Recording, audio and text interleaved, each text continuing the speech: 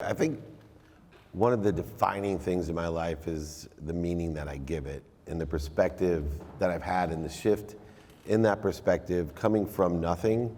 I call it the world of not enough. So many people that I meet that have so much more than I had growing up with 6 kids and a single mom. My mom used to pack my dinner in a paper bag so she could attend her second job filling up turnstiles at convenience stores with greeting cards, educating all 6 of us by having us read to each other. And of course, I was the only kid in my family that would sit back there going, I don't need to study, I'm just gonna be rich. I'm gonna buy mom a house and a car. And my siblings were like, you gotta study. Meanwhile, they all went to Harvard, Columbia, and Penn. I was the only one that didn't make it to the Ivy Leagues. So I guess they did know something about studying. But the interesting thing is I had to shed that perspective. And I see a lot of entrepreneurs, a lot of successful people living in a world of not enough. Never have enough. They're always victims. They live in a world of liability, blaming everyone else, living in shame, justifying why they don't have enough. Even if they have a lot, they still live in that world. And then I was a millionaire 9 months out of law school, bought my mom a house and a car, came with a lot of great things. But the dangerous part was it reaffirmed that I believe money buys love and happiness. And everything from the time I was 24 until about 36 just kept reaffirming that money could buy me whatever I wanted. And I call that period or perspective the world of just enough. I thought I was super positive. I was a philanthropist. I was taught the more you give, the more you receive. Anyone ever hear that? To me, that's a very dangerous philosophy in the world of just for me, because it's a trade. It's actually a limiting belief that you need to give to receive. You're not in a universe of quid pro quo. You really have to receive to give. You can't give what you don't have. And we limit ourselves by saying we give to receive. No, I focus 100% of giving after I've received. So I focus only on receiving, allowing it to come through me with appreciation for others. So this world of, for me, just for me, was a world of buying things I don't need to impress people I didn't like. It's that simple. And I see it, especially in Southern California. So many people buy things they don't need to impress people they don't like, and they end up empty, alone, sad, and broke, like I did. But then there's this world that I want to talk about in an entrepreneurial world, a limitless world of infinity, of more than enough of everything for everyone that comes through you, not for you, buying things you don't need, not to you like a victim in a world of not enough, but if you can have, as an entrepreneur, a perspective of more than enough of everything for everyone, things will come to you more rapidly and accurately. You'll have much more faith, confidence, consistent, persistent inspiration, not motivation. Motivation will get you up, get you back up, get you started, get you back started. You need it, but fear will motivate you, and that's a soul sucker. But I want you to be inspired at all times, in spirit, recognizing that you have the greatest source of power, light, love, and abundance with you at all times. And those who gain this perspective, they have exactly what they pay attention to and give attention to. They have exactly what they believe in, a world of more than enough. Yeah, I think that's absolutely incredible. And it actually speaks to one of the questions I wanted to ask you. So, talking about the success that you've achieved in life, and you also very much openly talk about your failure, which a lot of entrepreneurs actually don't do. And a lot of the content that I've watched on you, you speak about this rebuild process, and you also speak about the ego. And I think the ego is something that we all have to deal with as individuals, not only as entrepreneurs, but in any form of life. Can you touch on how the ego can be the detriment to an individual's success, as well as the affluence of their failure? Yeah, so I believe ego is edging goodness out of your life. It edges gold out of your life. The ego exists at all times. If I could have one life mission, an invention, it would be an egoectomy, but that's impossible. And the ego isn't just what a lot of people think it is, right? When I was younger, I thought ego was just thinking I was better than everyone else. The ego is fear. The ego creates interference between you and what you already are. You are happy, you are healthy, you are wealthy, and you're worthy. What are you doing to interfere with it? I'll tell you what, you're afraid of things. And so I have a process of identifying fear, knowing the triggers of fear. See, here's the problem with fear or ego. When you're in ego-based consciousness, the blood leaves your brain and goes to your body. so you can fight, flee, feed, or the other F word that my friend Gary Vee talks about. You're more than welcome to this. Yeah, okay. And the funny thing is I see so many people in ego-based consciousness with a need to be right, a need to be offended, a need to be separate, inferior as well as superior, guilty, terrible ego need that people don't even realize is their ego, angry, anxious, frustrated, worried. And they don't realize that in that state of mind, when they need their higher power of thinking the most, all the blood has left their brain. And they wonder why they make bad decisions when they have those needs of the ego. And they wonder why they're accelerating in the wrong way and end up far beyond where they thought they were supposed to be. The ego, we have to learn, number one, when we identify it, to just stop. Don't resist it, don't go over it, under it, through it, don't fight it, just simply stop, breathe, drop, as I always say, find what you wanted, and then go towards that. Don't accelerate in the wrong direction. So many of us, if we could just take worry, for example. Anyone ever worry in here? Worrying's wishing for what you don't want. If I could just aggregate the amount of time, money, emotion, and relationships that I've wasted worrying, I would double the amount of money I had. If I could take all of our worries, we wouldn't have to work, all of us. We'd have the best business in the world. Just from the amount of time, energy, emotion, and relationships we wasted on worry, let alone the need to be right. The need to be offended is one of my big ego problems. If you want to be offended, I guarantee you, I wish I could feed the world as fast as I could feed you being offended. You have the intent to be offended, the minute you walk out the door, you'll be offended. You'll find somebody else's experience to be offended. So stop, drop, and roll when you edge goodness out of your life, you edge ego out of your life, when you create resistance or interference between you and what you already have, that abundant world. Yeah, I think that's incredibly powerful, and I think this is the kind of content that I want to share through the Startup Grind chapter as much as you share through your respective social media platforms.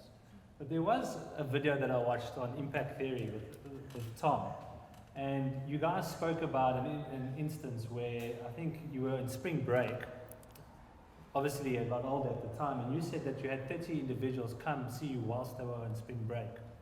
And you mentioned to Tom that you said that these people have what it takes. And then you went on to say, and I know Tom spoke about this, is that you believe in being more interested than interesting.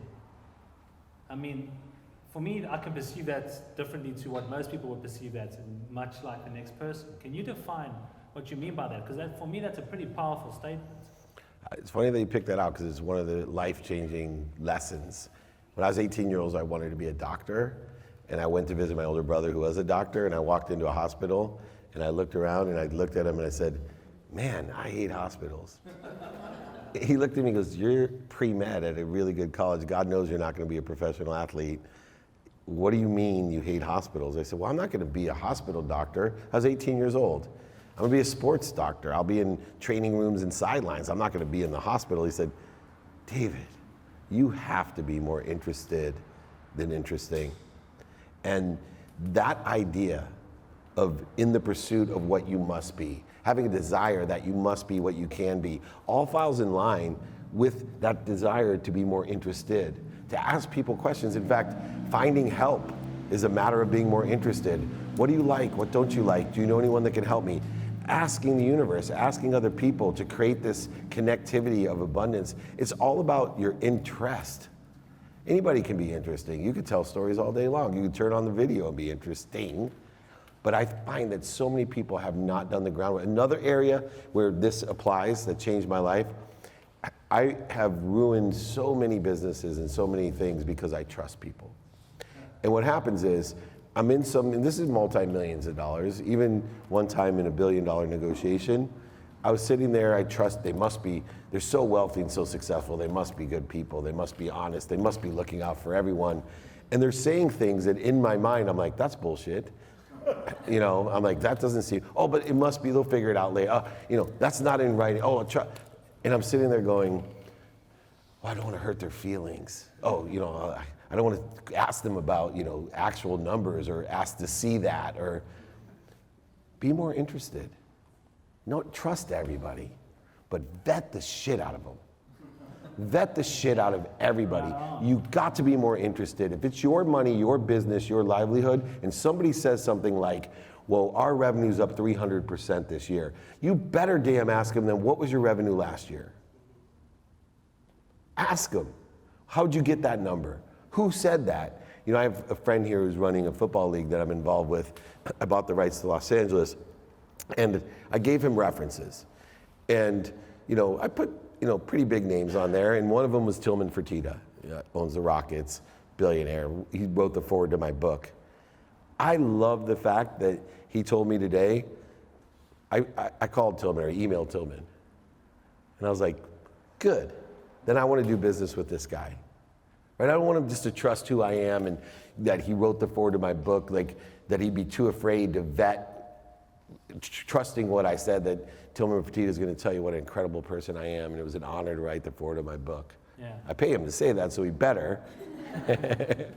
But be more interested than interesting. Put that down, you guys can leave. Your whole life will change. Yeah. All right, cool, guys. Thank you very much. We're going to head on out now. So you did touch on something here, and it's something that I personally wanted to ask you, and you speak about asking big. Something that I personally struggle with is actually asking people for help, whether it be for helping set up this event or for a business venture, whatever it may be. And I know you've almost mastered this now. How do we break down those barriers or those silos within our mind that prevent us from actually asking people for help? Because I've done a substantial amount of research on asking people for help. And what comes out is that people are always willing to help. But how do you break down that? I think it's got to do with confidence, but maybe you can add to that. I think it's humility. To me, that helped me was the humility that I don't know, that I'm not good at everything, that people are better than me, and that I actually need help, right? I am like you, I can do it myself, right? And it was worse for me when I was young because 9 months out of law school, millionaire, more millions. My first exit's $3.4 billion in 1995 with West Publishing to Thomson Reuters. Onto the Silicon Valley during the boom, right? Raising hundreds of millions of dollars. Then Samsung CEO by the time I'm 30. And I married my dream girl who I met in the 4th grade who hated me and all of a sudden loved me. Everything, right? What was it? Was it the money or was it the love? I thought it was the money, because at that time I would have bet you that money buys love and happiness.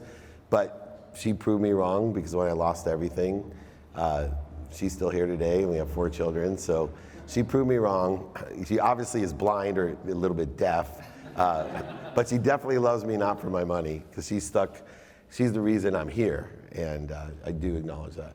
Why is it that you openly share this failure? That you went from... Because I don't see it as a failure.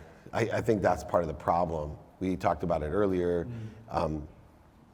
I see pain, mistakes, setbacks as lessons, right? I always say pain's an indicator you have a lesson to learn.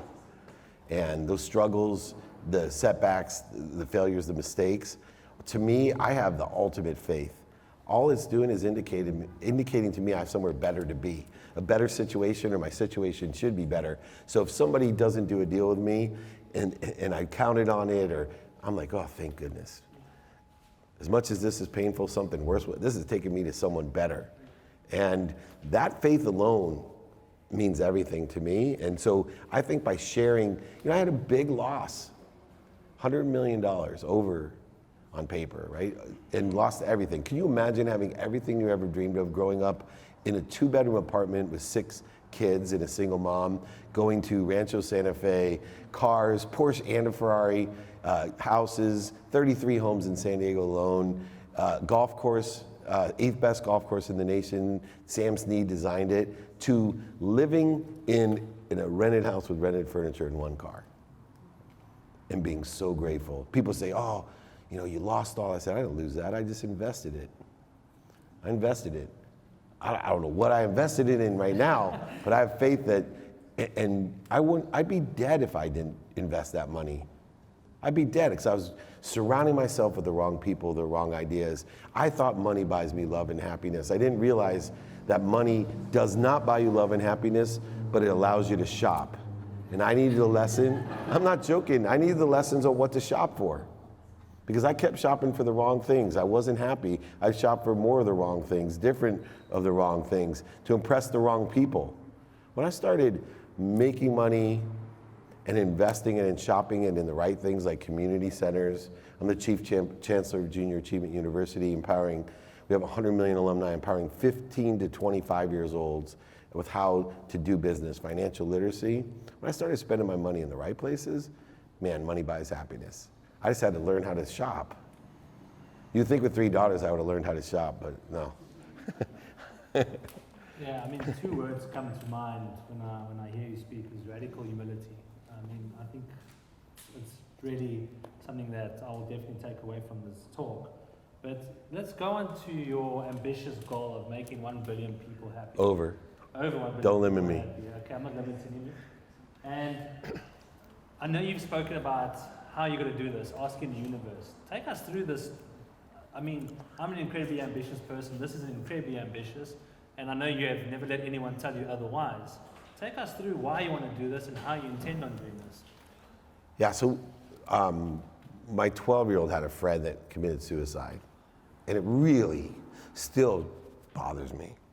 Because I was like, I get teenagers even, wanting to take their lives. It's not easy. Or people that are depressed and PTSD. Like, I've met people and I understand that. But like 12 years old, I was sitting there going, there's a problem. So I started doing research on happiness. Just plain happiness. And I saw how many people are unhappy and what effect it has. And I started, number 1, to define happiness as ability to enjoy the consistent, everyday, persistent, without quit pursuit of my own potential. Too many people are worried about what other people want for them, what's missing, what they don't want. For me, it was, how do I teach people to enjoy the consistent, everyday, persistent pursuit of what they want? And so I started doing this research, and it was every age group. And some age groups, it's the leading cause of death. Some age groups, it's the fastest growing cause of death, taking their own life, right? And so I'm like, man, how could I help people be happy? Well, I'm good at teaching people how to make money. So I could teach people how to create that and then help people with it. Because nothing makes you feel better than being of service or of value. And the more money you make, the more help you can give. And also teach people to give the meaning that they want to their lives, what I call having fun, right? I don't love what I do. I learned to love everything I do. See, I won't start an activity unless I figured out how I can learn to love it by finding the light, the love, and the lessons in it. I used to hate taking out the trash. I shifted everything about taking out the trash. I thought it was torture. I thought it was punishment. And I changed the way I looked at the trash. I said, wow, I could take out the trash and give myself 5 minutes to think about what I want. So when you're at those parties and you're like getting bombarded, you're like, I'll take the trash out for you. Pretty soon my energy shifts. I love taking out the trash because I've given it a different meaning than punishment. I stopped thinking I have to do anything. I get to do everything. I remember coming home from a long trip, complaining the whole trip to Indy to my wife, I miss you so much. I especially miss the girls. I can't wait to come home. Every night I'm telling her, I get home from the trip from Korea and I walk in and she's like, can you go pick up my youngest daughter? I'm like, I have to go pick her up? And my wife looked at me and said, you have to? All I heard for 8 days was how much you miss your child, and I'm giving you an opportunity to spend 30 minutes with her alone. Sounds like something you get to do. And then I started thinking about I get to do everything. So now I decided, how am I going to do this? I know I can teach people to make money, help people, and have fun. So I started this idea of what if I could find 1,000 people like you, Michael, that had the access to another 1,000 people to teach another 1,000. 1,000 times 1,000 is a million times 1,000 is a billion. And I knew that I had access to 1,000 people like Michael, and I know that I have the values and the daily practices which to effectuate this enjoyment of the consistent, persistent pursuit of your potential to make more money, help more people, and have more fun. The scariest part was when I believed it. I remember the day, South Mission Beach, walking at my beach house, right on the beach, sun's rising, 5:35 a.m. I'm walking and I figure this all out and I'm like, holy shit, how do I tell people? How do I tell people that I'm on a mission to empower over a billion people to create a collective consciousness, knowing that if I can empower over a billion people, we'll take care of the other 7 billion. If Sadhguru doesn't get to it, the collective consciousness will. And I got freaked out. I was like, okay, go in and tell your wife that this is your life's mission. Losing your money is one thing. Telling your wife that that's your life's mission, that's not easy. I know it sounds like, oh, of course you could.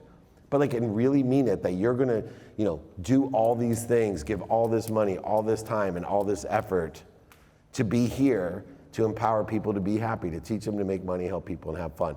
I have thousands of people I mentor. I have literally every ounce of energy I have to empower those first 1,000 people. And you have to sift through them, right? You can't just pick 1,000 and say, these are them. You got to get to a lot of people to get 1,000 that can empower 1,000 to empower 1,000. And it was scary. And the reaction was normal, just like this is where the entrepreneurial experience comes in, because I was used to, since I was a little kid, everyone laughing at me, making fun of me, scoffing at me, telling me I couldn't do it. I told people I was going to play football in college. My senior year, I was 5'7", 147 pounds. I played football in college.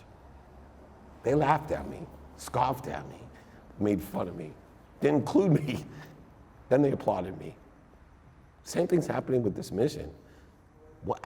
My own brother said, who do you think you are, Jesus? You're gonna power over me, right? Like literally, I'm like, no. Nope, I'm me, and I got a mathematical equation to accomplish it. Keep on laughing, keep on making fun of me. I've been here before. Guess what? You're all here. You're all here, and so are all the other people on the internet. And now it's easy because people are applauding me for it, but that's not why I did it. Yeah. But I know I can do this, and I appreciate all of your support.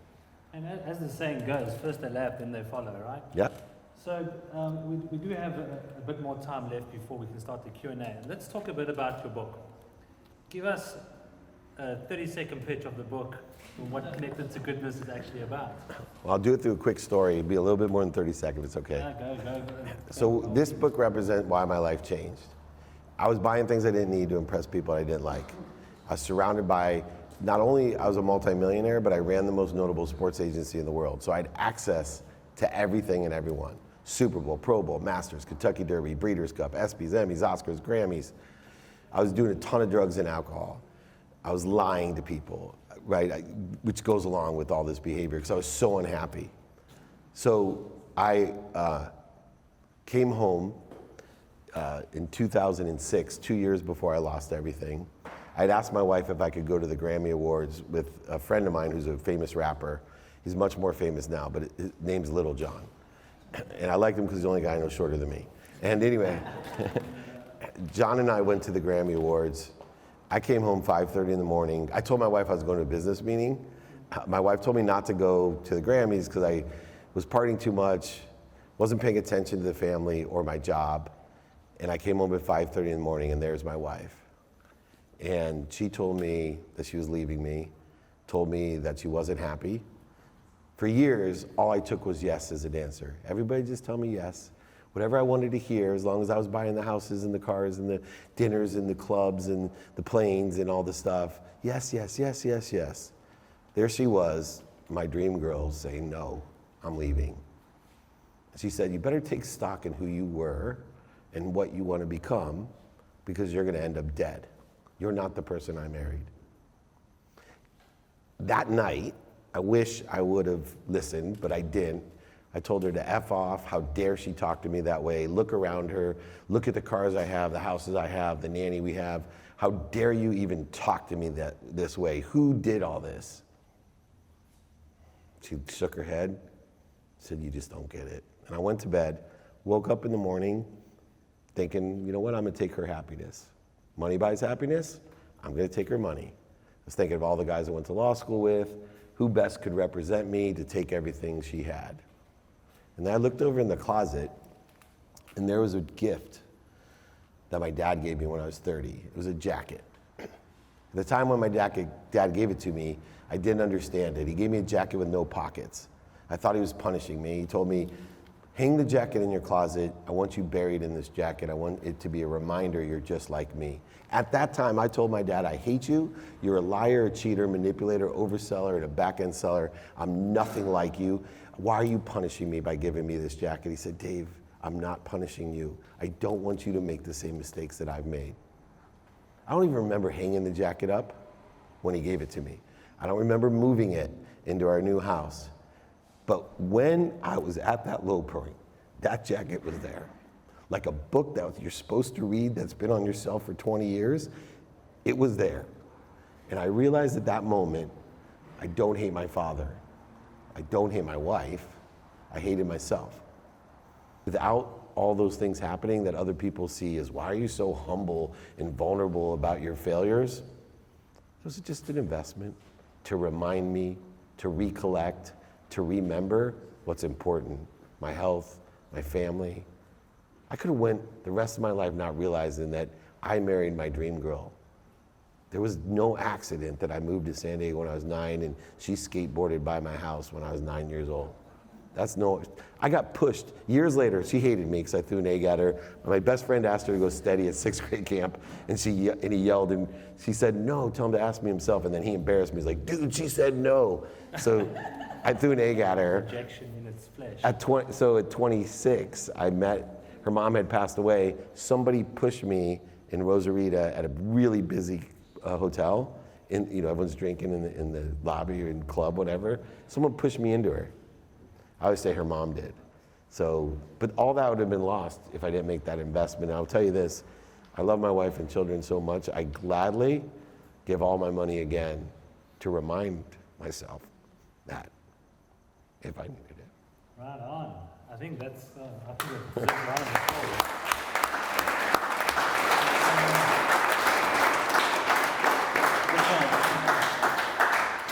So one thing I just did want to mention before we get into the Q&A is that you don't sell any of your content like a lot of people do.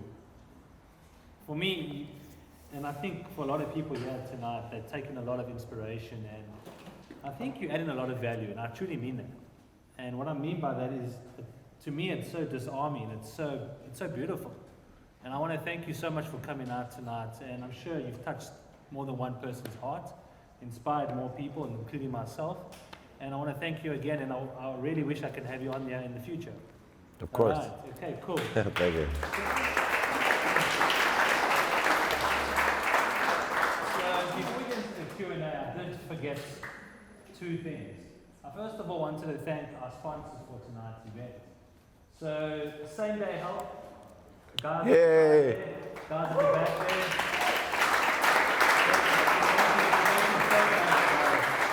They provided the camera crews, the audio, the visuals, and the venue itself, guys. It's incredibly beautiful, and I'm so grateful. Thank you. As well as to Gypsy, my good friend Atlas. Atlas, do you want to come up and give a 30-second pitch for your business? Right now, just come check us out at the booth. All right. Okay, cool, guys. So Atlas, just by the way, was the previous chapter director for Startup Grind. I'm not as good looking, but I'm a bit shorter, but it works that way, right? Okay, cool, guys. So having said that, do we have anyone in the audience that wants to ask a question? Put up your hands, please. You over there. Would you mind just standing up so everyone can hear you? Sure. Yeah. Hi. So you spoke about having faith, and when something ends or there's a loss, you know something better is coming.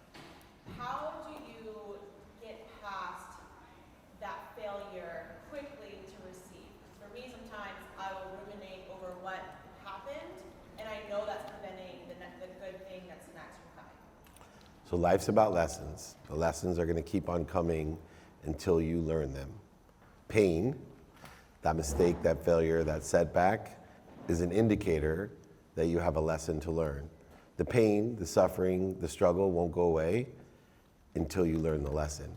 So even if you feel better, you still will hold on to a mistake, a failure, a setback until you've resolved it, right? There are no problems when you find the solution. So realize that the mistake, the failure, the setback is a problem, and when you learn the lesson, you have the solution, it resolves not just logically, but it resolves the feeling that sticks with you, that may cause you to create interference or fear of doing something again, that may inhibit you from trying. You know, I love the movie The Greatest Showman in the line because it means so much to me when he's like, PT, you could lose everything. You've worked so hard, you could lose everything. He said, that's how I got here. Like there was no fear, right? He learned his lessons, he knew. And I tell people all the time, when I went bankrupt, I was the least afraid that I've ever been. And my wife's like, it almost scares me how confident you are. I said, I came out of law school, I was a millionaire in 9 months. I knew nobody, I never had a real job, I had $100,000 in law loans. How could this be harder than that? I've worked all these years, I know everybody. I have a job. I've learned my lessons, right? And so I think seeking the light, the love and the lessons through forgiveness and gratitude and accountability, you'll find you can resolve those feelings. One other lesson for everyone that changed my life, I'm a very logical person. Although I may seem very emotional now, I used to try to counteract my emotions with logic. Never happened. You cannot change the way you feel with logic. How many of us sit there all night going, don't worry, let it go? I think that's what you experience. Let it go, and then there it is again, let it go. Logic doesn't work. I'll tell you what does work, action. Action resolves the way you feel, and the best action is the action that's closest to the truth. So I tell people all the time, if you don't feel good, then go do good. See, logic will take care of itself. You can figure that out. Your brain can deal with your brain, but your brain is not going to change your heart. So use your heart. I tell people all the time, you don't feel it right now, go out and do a good deed. Watch how it changes the way you feel. All of a sudden it dissipates, it dissolves, it disappears. Has nothing to do with the logic. Why? But attack the feelings with feelings. If you don't feel good, go do good, I promise you. I tell people all the time, be kind to your future self, do good deeds. If you're depressed, anxious, frustrated, go do something for someone else. The truth vibrates the fastest. It'll change the way you feel. You feel good, things will come through you, better things will come. There are no coincidences. The mathematical equation of luck, attention plus intention equals coincidence. You want to be lucky? Pay attention to what you want, give it your intention, and coincidentally, that or even better will happen for you. Okay? Thank you. Anyone else? Not everybody at once. There you go. Help me understand the surrender with activity that you mentioned earlier. Yeah. Yeah. So there's this conflictual idea of allowing things to happen. Like I'll tell people all the time, detach from your outcome. You don't have any goals? No, I have goals. Surrender with activity. What the hell does that mean? These seems to be counterintuitive, conflictual in their nature. No, they're not. See, you need to pursue things, and a pursuit is an activity. I believe you pursue things consistently and persistently, right? Happiness, my friend wrote the book, Pursuit of Happiness. Some of you may have seen the movie with Will Smith. And, I drive him crazy because I'm like, you screwed everybody up. It's kind of like my mom. I'm like, you screwed everyone up. You don't give to get. You teach people to receive so they can give more. Well, you don't pursue happiness. Happiness is in the pursuit. See, be active allowing things to happen. See, when you try to make them happen, you create a resistance. You're fighting the universe because you're creating some sort of limitation on what you want by attaching your emotions to an outcome. You'll never be happy if you're going to be happy when this happens. Be happy making it happen. Be happy being active. So the activity in which allows things to happen is the activity of clearing the interference between you and what already has happened. See, time's a man-made construct. You've got to get out of your own way. Once you have the faith that everything exists, and you just need to allow it to happen through your activity, see, I believe you are exactly where you're supposed to be. You need to have the desire that you must be what you can be to enjoy the consistent, persistent pursuit of your potential. In other words, angle to what you want. Notice I don't say go directly to what you want, because that would require you to have omniscient thinking. You don't know what you don't know. So we're going to keep angling with pain indicating where to go. So you're exactly where you're supposed to be. Give everything you can to angle to what you want and have faith you'll end up somewhere better.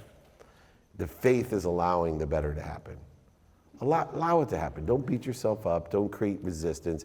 Don't think when you see a mountain, somehow you have to go over it, under it, through it, around it, oversell it, back end sell it, lie to it, manipulate or cheat it. You know why? Because that which made the mountain is inside of you. It walks beside you at all times. You're part of that mountain. Too many people try to separate themselves from the struggles and the challenges and the lessons. You're part of it. Everything you want is right there. You are healthy, happy, wealthy, and worthy. Trust me. Just look what you're interfering, what you're doing to interfere with what's already there. Allow it to happen. Allow what you don't know to happen, something better than what you think. But it's okay to have goals. You know, I don't limit it. You know, I cringe when people are like, you're going to empower 1 billion people. Nope, over. I'm not going to limit myself. The universe is infinite and limitless. So am I. I'm not going to say this. I need to make $1 million by Friday. What kind of asinine shit is that? You want to double the amount of money you want to make as fast as you can. There's no resistance to that. When I get into a situation that I want, I will receive no resistance. This will be effortless. I put it out there. Energetically, mentally, I put it out there. I will receive no resistance. You know, when I was a VP of sales for a large company, when I first got out of law school, I drive people crazy because I'm like, did you get that deal closed? No, I won't return my call. They won't even answer. I'm like, here, watch this. I put my hand on the phone and I tell myself, this will be effortless. There'll be no resistance. Just good energy. Yep, I dial and the guy would pick it up. I'm like, hey man, how are you? I was just following up for Steve. Wanted to know if you'd like to move forward. Oh yeah, I'm so glad you called. I felt bad, I couldn't get back to you. So what? Oh, terrific. Well, I hate him. How do you do that? So whilst we're on this topic, I did play the lotto today. Would you mind just Yeah. holding my all right, guys. So, if there's no more questions. Does anyone else have a question? We have one. Let's get one last question. Good. Axel. I have a left field question. Good. For you. Albert Einstein is on record having said that life is predestined. That we basically have no choice other than to learn how to accept how life is unfolding. My friend is one of the world's best astrologers. He can see the energy cycles of things happening. So you have learned in your lesson, you have probably the most intelligent ways of thinking about things, but the 100 million got lost anyhow because the universe wanted you to do this. What's your position? Absolutely. So the idea of my faith is aligned, but yet some people may be confused. If the universe is infinite, which Einstein would agree with, and your life is predetermined, why not it be predetermined with faith? See, where people get confused, I believe my life is predetermined. And that's where my faith actually supports what I do. Meaning, I don't know.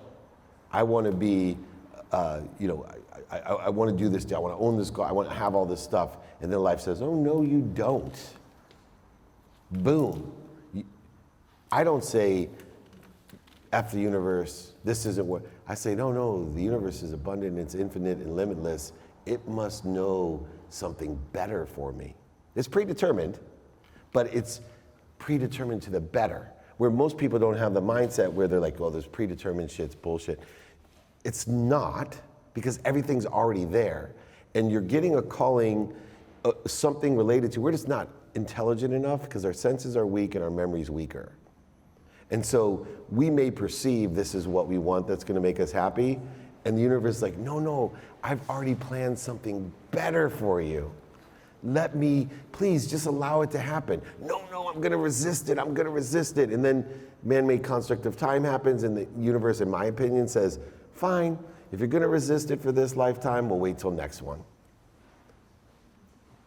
So I think I'm completely aligned with Einstein in the predetermination. I think people just think immediately into the negative going, oh, so it's a caste system. I'm predetermined to be punished here as a farmer. No. David in the Bible wasn't predetermined to be a shepherd. He just had to have the mindset, the heart set, and the open hands to allow a predetermined better place to be.